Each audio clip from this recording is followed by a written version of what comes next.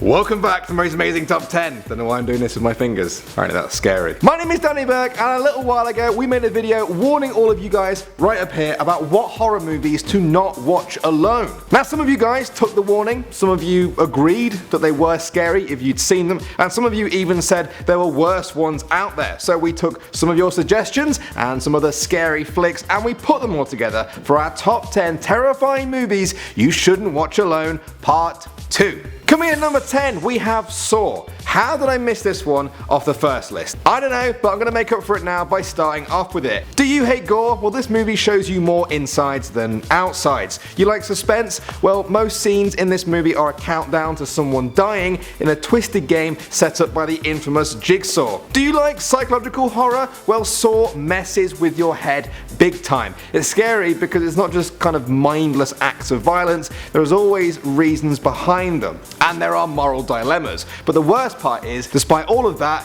it's too good to not watch. You kind of have to. So, grab a friend and a pillow and let the games begin. Next up at number 9, we have The Thing. It's the OG paranoia movie, this one. Now as you watch this 1982 classic, you see the team of Antarctic researchers get taken over one by an alien parasite that takes on the appearance of the humans it assimilates. Scary, scary stuff. Now at first they don't trust the creature, then they don't trust themselves, then they don't trust each other, and then you don't trust them at all. Don't watch this movie if you're already a paranoid person, because this will probably send you over the edge. Now unlike a lot of other horror movies that have come since, you actually care about these characters that are getting picked off. So it's best to have someone with you that cares about you when you watch this. Just check they're not the thing though. First, just ask them, say, are you the thing?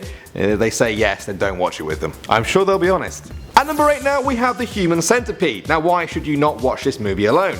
Well, you probably shouldn't even watch this movie to begin with. It's disgusting because it shows 3 people who are sewn together, mouth to anus, as part of a twisted science experiment. The 2 at the back are forced to eat the feces of the one in front of them. There's no nice way to say that. The thought alone is disgusting, so you'll probably want a friend with you to share in the suffering, and also share a bag to vomit in.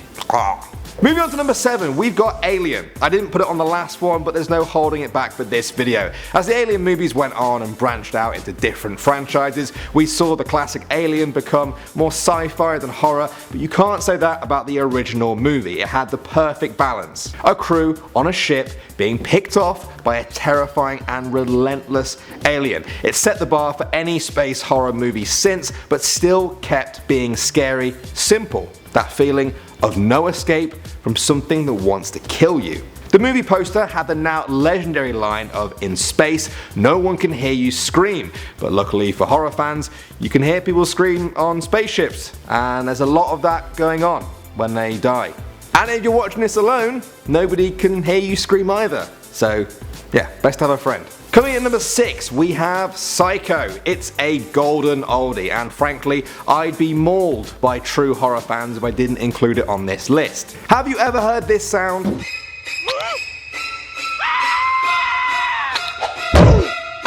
Does it make you think of someone being stabbed?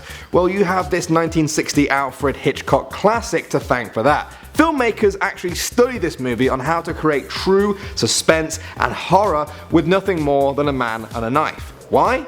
Because it's been scaring people silly for about 60 years now. Because of its age, you guys have probably seen more things with gore and special effects, but a lot of people think the modern movies do that just to play catch up, because Psycho set the bar so high using so little. That shower scene though, that's all I'm saying. That shower scene. Oh, and guys, don't accidentally watch the 1998 remake with Vince Vaughn. It's awful.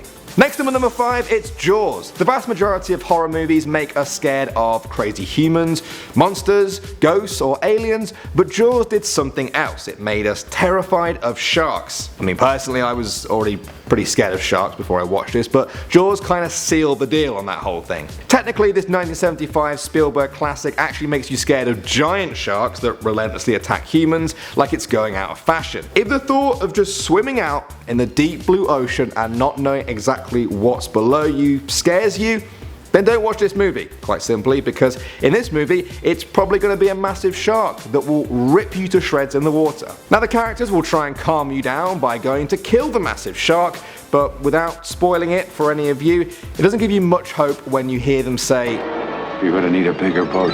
Moving on to number 4, we have The Silence of the Lambs. You know what's scarier than a psychopathic murderer?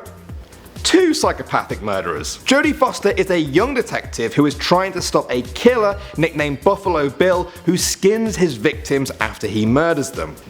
Ugh. Luckily, she has the help of a brilliant psychologist in the case, except the psychologist is Hannibal Lecter, who is in prison for his murders where he ate his victims. Hannibal the Cannibal. Gag. So we're right there with Jodie throughout the whole movie as she has to battle against the violence of one killer in the real world and battle with the mind of another behind bars if she wants to solve this case. It's a bloody classic in more ways than one. Sitting at the number 3 spot now, we have Poltergeist. Now I'm putting this on the list because we haven't really talked about ghosts at all, and this movie is one of the ghost godfathers. Spielberg produced this movie that helped add normal looking houses and your television to a long list of things we should all be terrified of. Now it might start off a bit fluffy, you know, a bang here, something moves over there, but it gets pretty real when the daughter ends up getting sucked into the TV and can only communicate through white noise. She's been abducted by ghosts. Don't let the title of this movie fool you either. There isn't just one ghost, there's hundreds and hundreds and hundreds, and they're scary. And we're not talking about the Casper kind either, we're talking about the abducting little girls and making your life a living hell kind of ghosts. Alright, coming in at the number 2 spot we have Scream. Stabby, stabby, stabby, stabby, stab, stab, stab. Stabby, stabby, stab, stab, stab. The original Scream was a pretty clever parody on the whole slasher genre, but it also ended up kind of being one of the best at it. The mask, taken from the famous Scream painting, has become synonymous with horror now. I've seen that Ghostface costume at more Halloween parties than I can even count. And if you guys have seen the movie, you'll know why. The voice, the games, the way he moves with his cloak. Ghostface is the stalker's stalker, the psycho's psycho, but he's also very human. You can hear the anger in his voice when things go wrong, which makes him feel a lot more real. It's also set in the familiar setting of a neighborhood house, and the victims are teenagers, like some of you guys probably are. Put all that together and you've got a movie that's a little bit too real, a little bit close to the bone. When I first watched this, the phone started ringing at the very end of the movie and I almost peed my pants. Yeah, and if that's not high praise for a horror movie, I don't know what is. And finally at number 1, we have The one, the only, the classic. Halloween, the 1978 movie that reminds us that Halloween isn't just about cute kids and candy, it's also about crazy knife nut jobs. Never forget that, kids. There's been a million sequels and rip-offs since this movie, but there's only one original. It brought us Michael Myers, whose silence and total lack of emotion is chilling to say the least. You know that bit in your average horror movie where the plucky hero manages to get a scrappy kick or a punch on the villain and stop them temporarily? Yeah, it doesn't really happen in Halloween. He's almost like some sort of horror machine that just can't be stopped until he's killed every last screaming character that passes in front of his mask. Ugh. This movie became a template for scary person that will stop at nothing to kill you, and very few movies have ever been able to touch it since. And now we've reached the end, guys, but whoa, stop, before you run into the comment section to be like, my favourite isn't here. Make sure you guys check out part 1 somewhere over there. There is a very good chance that it's in that video, and if not, I guess we'll have to make a part 3. So, what is the scariest movie you guys have ever seen? Thanks for watching Most Amazing Top 10. My name is Danny Burke, Instagram is down there, and I'll see all you guys in the next one.